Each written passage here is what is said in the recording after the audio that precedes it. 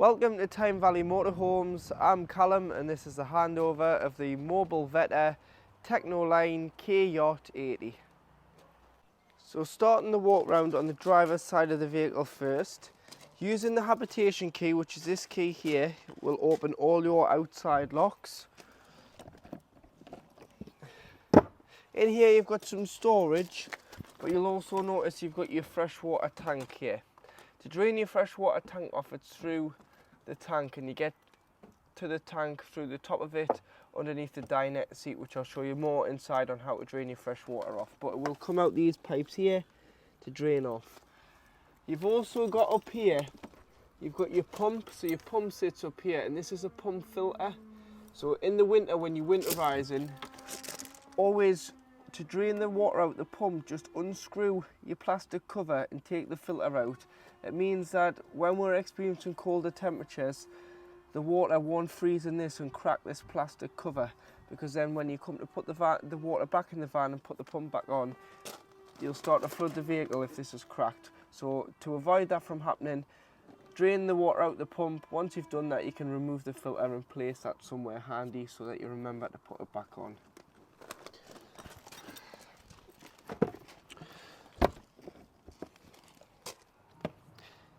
To fill the tank, buy yourself a hose pipe with some hose pipe fittings, as it's mainly just a brass tap on site. Put the flat end of the hose in here. This is your fresh water intake. Flat end of the hose into here, connect the other end of the tap and fill until it either overflows or until you look on your control panel and you think that's enough water.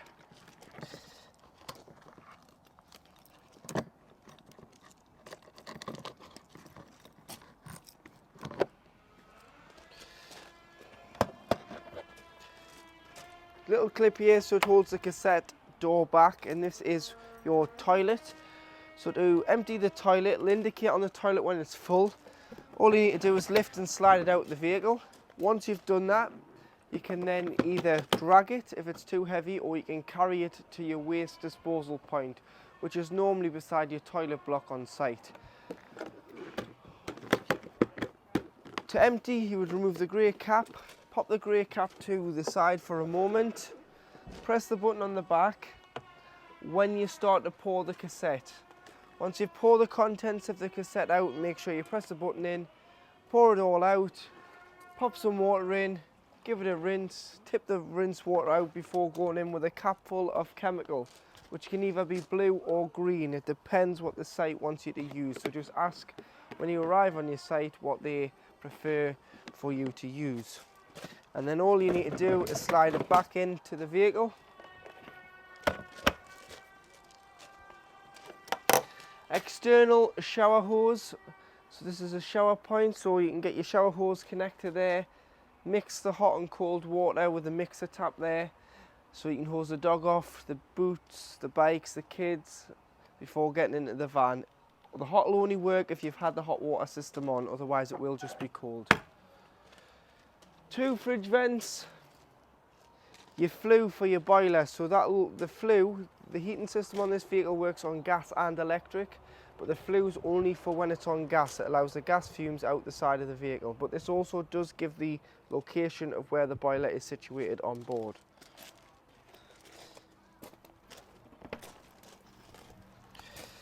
This is your little garage area, so you can see that your hoses there, you've got your carpets, and you've got some all the winding handles in there, and you've got a large amount of storage in here for your bits and pieces for this size vehicle.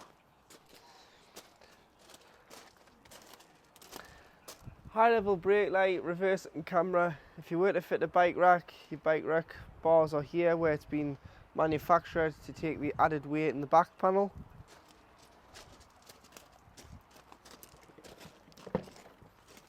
This size of the garage, you've got a light, so making sure that the control panel's on, the light will work.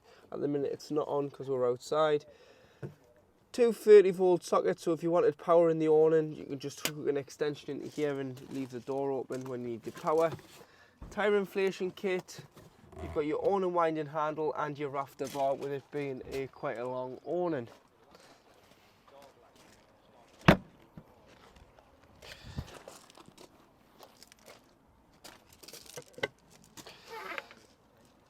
External gas points, so if you wanted to use a Kadak or barbecue, you can connect to here and use a bottle on board instead of carrying a separate bottle with you. So you'll need a gas connection fitting, which is called a quick release connection, which connects onto here. Some gas hose and 2 Jubilee clips to connect either side of the barbecue and the gas fitting. Then you'll be able to turn the gas tap on and allow the gas supply to the item.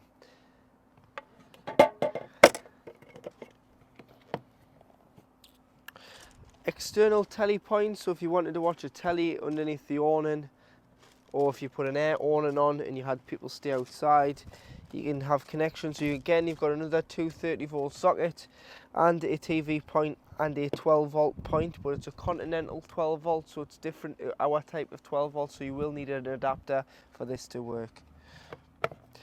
To hook the vehicle up when charging, you'd get your hookup lead, lift the collar and slide it onto the motorhome first, then the sight, and do it in reverse order when unhooking, so that you're never walking around with a live lead. When unhooking as well, there's a clip here that you push down to allow the hookup lead to come out.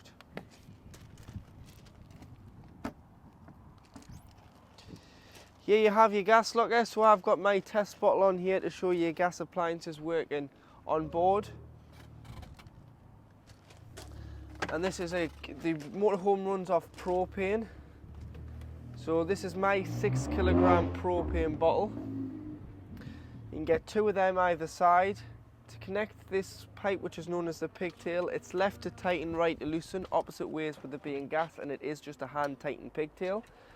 Turn the cylinder on at the top, turn it off before you start travelling, and always make sure your bottle is strapped in at the top and the bottom to make it safe and secure for when you're on the road.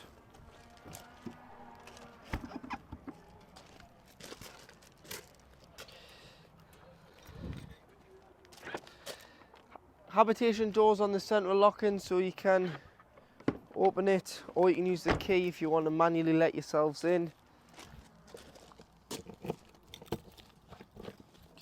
Here you have your location of your leisure battery, so you've got a 100 amp hour leisure battery in there, and there is space by the looks of it for another battery should you wish, but you will just need to piggyback off one battery to the other with another harness.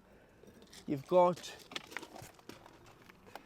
your battery isolation master switch, so it needs to be on. You can have it off. Off you'll get no 12 volts, so if you're storing it you might just want to put it to the off position, but it does need to be on to use. All your 12 volt fuses are here, which are listed what they do and the ampage, so do carry some spare fuses with you. If a fuse does blow, just pick it out, see if the middle's intact. If it's not, just replenish the fuse. Mains, trips and RCD. So if the vehicle tripped, try here before you try your main sight. If you think you're not receiving power, the best way to check is by tripping the motorhome. If the motorhome does trip, you've got power. If it doesn't, you haven't got power. So that's all your electrics in here with your leisure battery.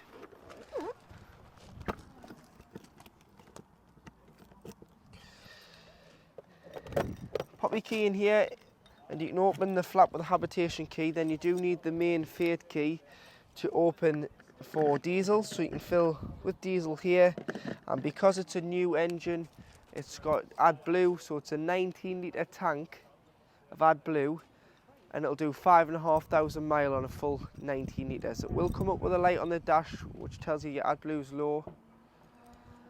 Once it's low, you can just replenish the AdBlue there. So to open your bonnet, there's a lever on the side of the passenger dashboard, which is quite hard to get to, but I'll show you inside. And then a handle just in the middle, which opens the bonnet. And what you can do is you can push these up and we'll keep it in place on both sides, so that just needs pushed up. It locks it into place and puts the stay on. Screen wash, which is the main one you're going to need. Power steering fluid at the back here. Coolant, which you can fill up from the top. May need a funnel. Brake fluid, oil filler and dipstick for checking your levels. To give or receive a jump start, the the battery is underneath the cab floor with it being a Fiat, but you've got an earthing point here and your positive point. If you put your key just here, lift this cover up, key, screwdriver, anything flat, this is your positive terminal for giving or receiving a jump start. So once on board the vehicle, if you just touch your control panel, so it's all a touch screen, it'll wake up. And it's quite easy, this control panel, so it tells you the date and the time, the interior and outside temperature. The leisure batteries are on charge because we're hooked up. You've got your settings, you've got the reading of your cab battery and your leisure battery. Leisure battery will always give you a false reading when hooked up, so take the hookup out to get a true reading of the battery. Fresh water, wastewater. This second one is redundant. There's not two wastewater tanks on here. It's just a generic control panel. So we've got 25% in your fresh, 0 in your waste. To turn your lights on, you need the main circuit breaker on for the lights, which is here. So you just need to press that. Then they are individually switched around the van. Same with the awning light, which is this one. Picture of the van. You can turn your awning light on. You can turn your pump on. So you need your pump on to pressurize the water around the taps, toilet and shower. Without that, you'll just get whatever's left in the lines and it will just fade away. And you do have your auxiliary switch there, which you'll need on for your ignition and other bits and pieces around the van. To turn the panel off, you just press the off button in the bottom right hand corner, which turns it off. And then as soon as you press, after giving it a moment, it'll come back on. So to operate your digital Truma CP control panel, to turn the system on and off, you'd press and hold to turn it off, press it once to turn it on and it'll come on, and then to get into the menu you just press it once. You'll notice you've got a thermometer in a van flashing at the top corner.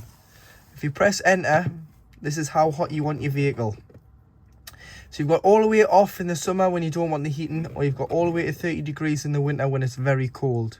So once you're happy, so if we say 27 degrees there, that's how hot I want the inside of the motorhome to be, I'd press enter and that'll save that at 27 degrees. Now you've got a thermometer in some water, this is how hot you want your water. So if you don't have any water on board, you'd have it on off. 40 degrees for showering, 60 degrees for doing your dishes, but it's entirely up to yourself how hot you want your water. Or you've got boost, which will turn off your heating and prioritize your water first. But for this we'll just say 60 degrees because we want the heating to run along with the water. Next you've got what source you're heating the water and the vehicle off. So you've got gas, so make sure your gas bottle's on and it's turned on. You've got mix 1, which is 750 watts of electric and gas. You've got mix 2, which is 1850 watts of electric plus gas. So you'd use mix 2 in the winter. If you're away and it was really cold, use a mix 2, will boost the vehicle up to temperature because you're using both sources together. Then you can turn it over to electric. So you've got electric 750 watts EL1 and you've got EL2, which is 1850 watts of electric. Don't waste your gas if you're on a site unless you're away and it's really cold and you're using mix 2 for the first 10-15 minutes. Then allow electric to continue to heat the motorhome and maintain the temperature. Because if you're on a site, you've paid your site fees after all, you'll not want to waste your gas. Then you've got your fan in the top right hand corner, so eco or high or boost. This is just a 12 volt assisted fan. So eco will use less 12 volt.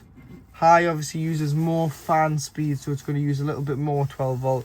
And boost uses full power on the fan, which is going to use the most out of the 12 volt battery. Sleep with it on eco because it's a lot quieter than sleeping with it on anything else. If you're going to sleep with the heating on, in the winter. You've got a timer so you can time the heating to come on and off, just the once though. Clock in the middle, and then spanner. You can go all the way down to reset, and to reset the control panel, if you ever get a warning triangle in the middle, reset, preset, click again, and it will restart your control panel. And then to turn off, press and hold, and it'll say off, and it'll completely turn itself off. So in the kitchen area, you've got 2 gas rings,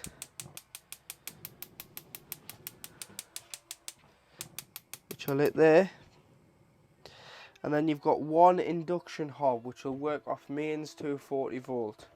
So you'll have to have a, you can turn it round, it's got different settings, so up to 9. You'll have to have a specialist pan for this that's able to do induction, not just your standard gas ones, because it's a different heat through the pan. Cupboards above, push the catches in, you've got your storage. So you've got some storage in here, but you've also got 5 gas isolation valves. So you've got your hob, your barbecue point, your cooker, your fridge and your boiler. Any problems with gas, turn the main bottle off to be safe, but if you were wild camping and you didn't want it to ruin your holiday, you can just turn them like this, and that is it closed, and that is it open. But these are mainly for when the vehicle is annually serviced. The technician will shut off each gas appliance and read the one appliance at a time to check that the gas is working as it should. Lift the handle up slightly and you'll be able to slide the drawers out. And then you do have a bit of storage here in the bottom. Slide out storage rack for your tins and your spice racks and things. Underneath,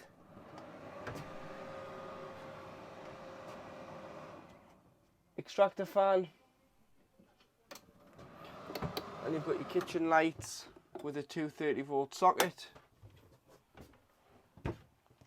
In here you've got a TV point, 230 volt socket and your TV booster. So your aerial's further down in the vehicle, but this is your booster. So this is an amplifier. So should the signal be too weak, you can try turning it up. If it's too strong and pixelating, try turning it down before you go down the route of adjusting the TV aerial. So across from your kitchen you do have your domestic oven. So open the door, you've got a light on there and a ignition. So just press, you'll be able to turn the oven on, and then if you go the other way, you'll be able to turn the grill on.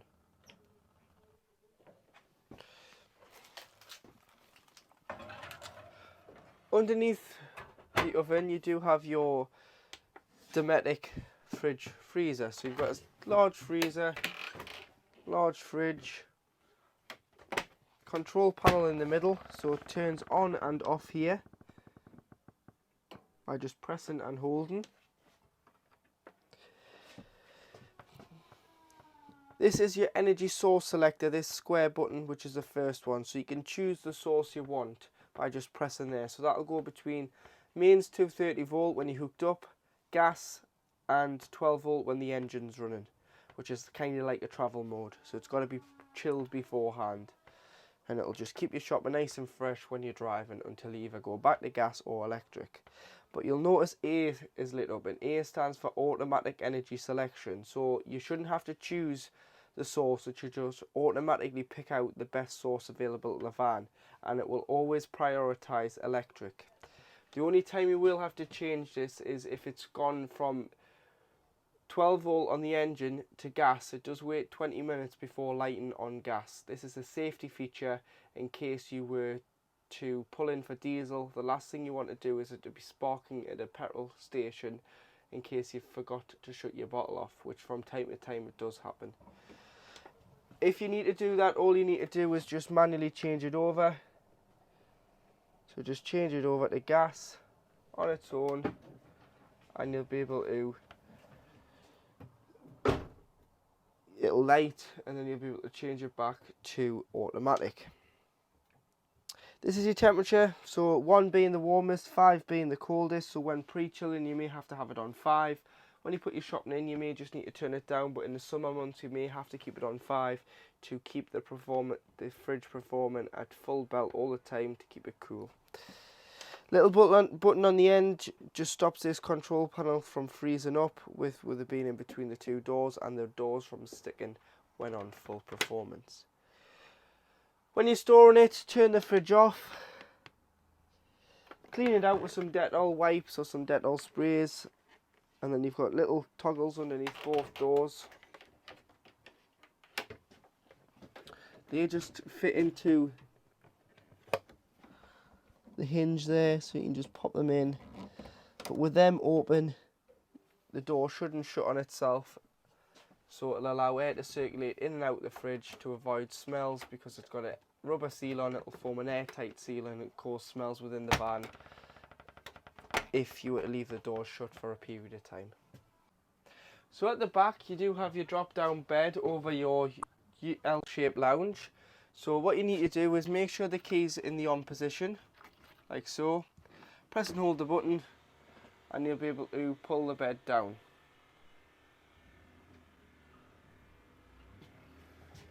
So just keep pressing, don't click on the button, just press until it stops. That's it in its lowest position, and you do have in the wardrobe a small little ladder. This small ladder will just clip on there and help you in and out of the bed. Skylight above, which you can open by just winding here. Speakers for the radio, 12-volt USBs at the back as well. And a privacy curtain if you've got people in the front of the van as well as in the back. Also in the kitchen you put your sink, so ensuring that the pump's on, you'll get a pressurised flow of water. I've had the hot water on there all morning and that water is red hot, so your hot water system is working as it should.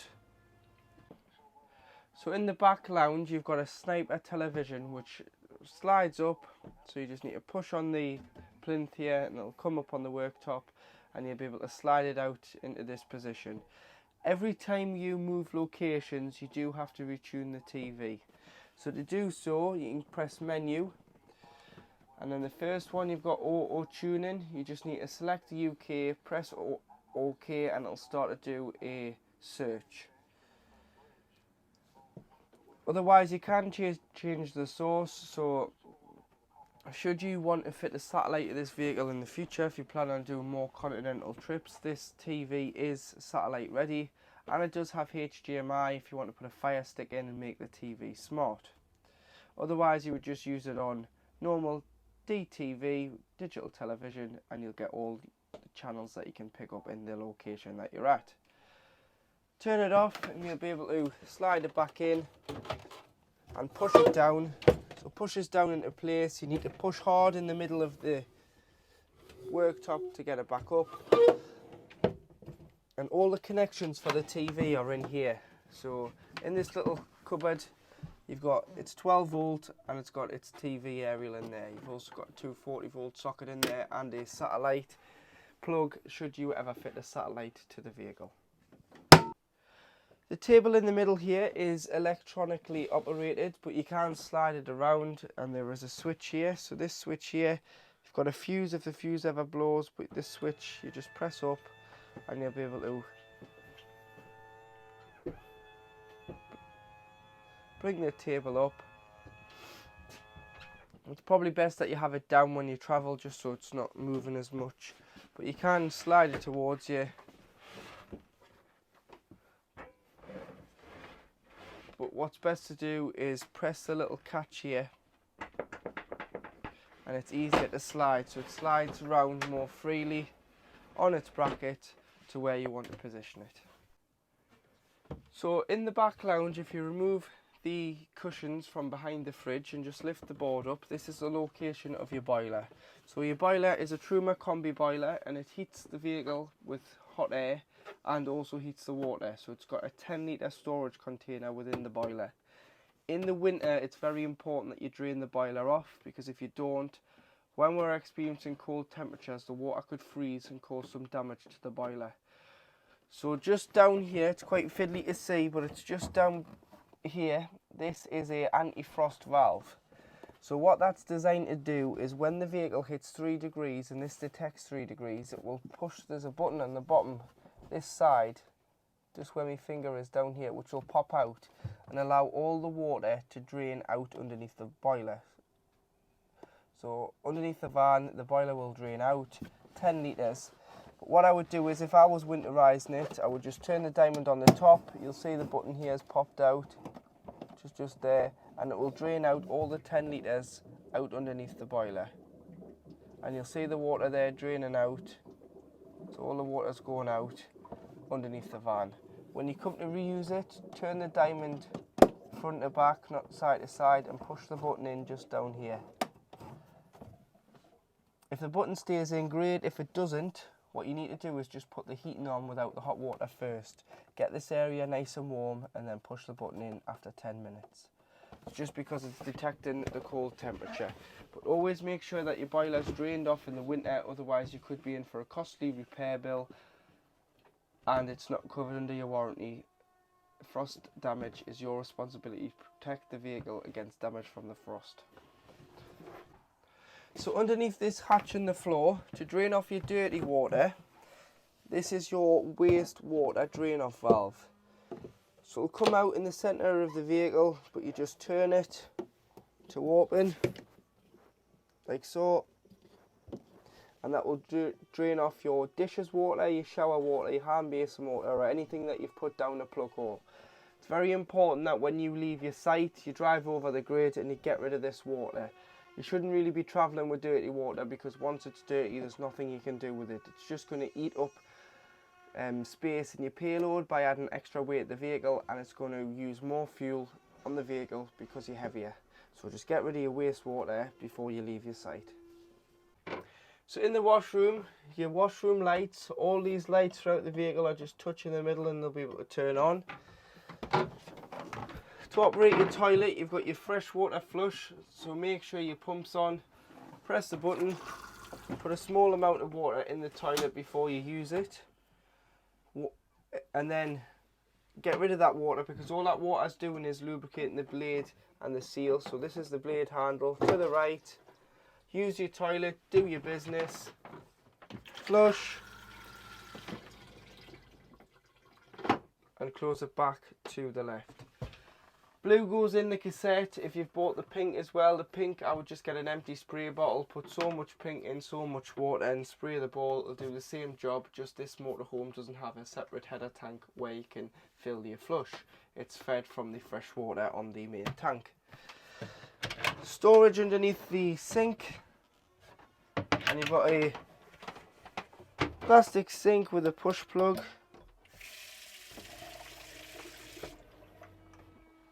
And you do have a soap holder and a toothbrush holder. Storage above, storage in these ducats here. And then for the shower screens, always make sure they're tied back, but when you're ready to use them, you just take the leatherette straps off and you'll be able to assemble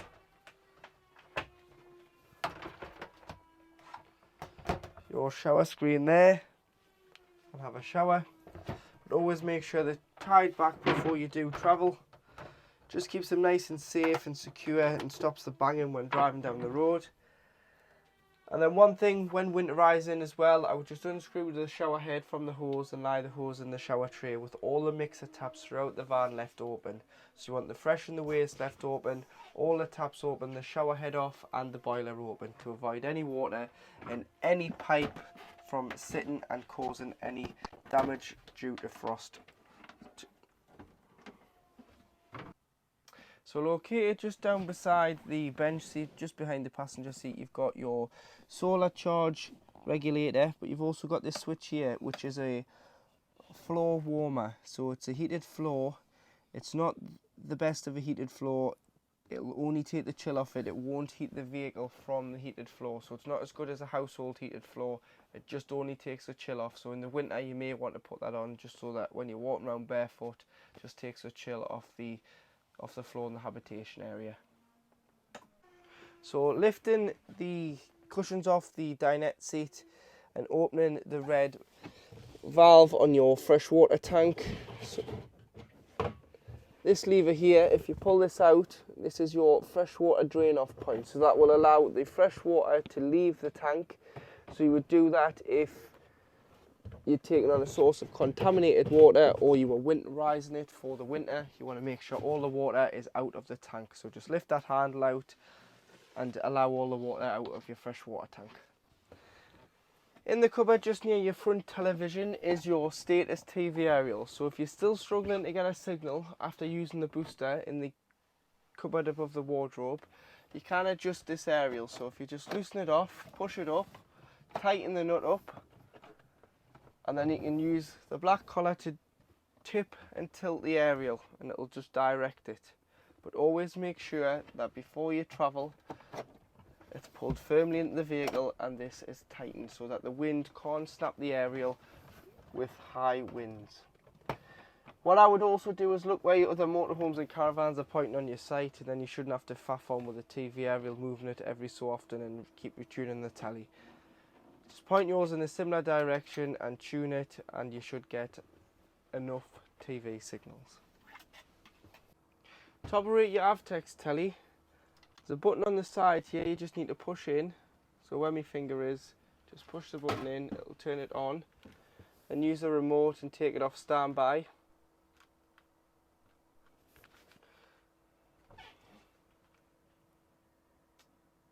And again, this TV has a satellite tuner built in, so if you were to fit a satellite in the future, both tellies can take them. And then to retune it, AQT, press and hold, big orange button, press enter, and it'll start and do a automatic channel search and find as many channels as it can in your area. So that's a button you just press and hold to search for your TV channels. You've got a DVD player this side.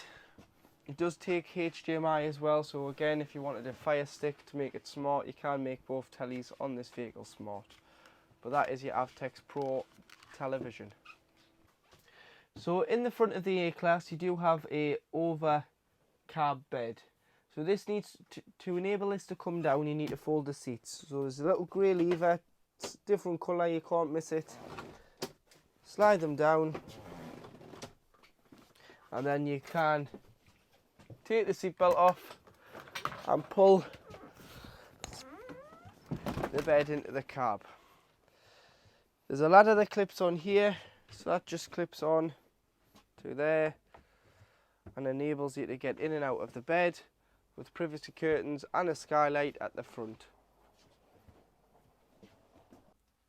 And your bonnet release is just down here, so if you put your hand down the side of the dashboard and just pull the lever, that is your bonnet release. So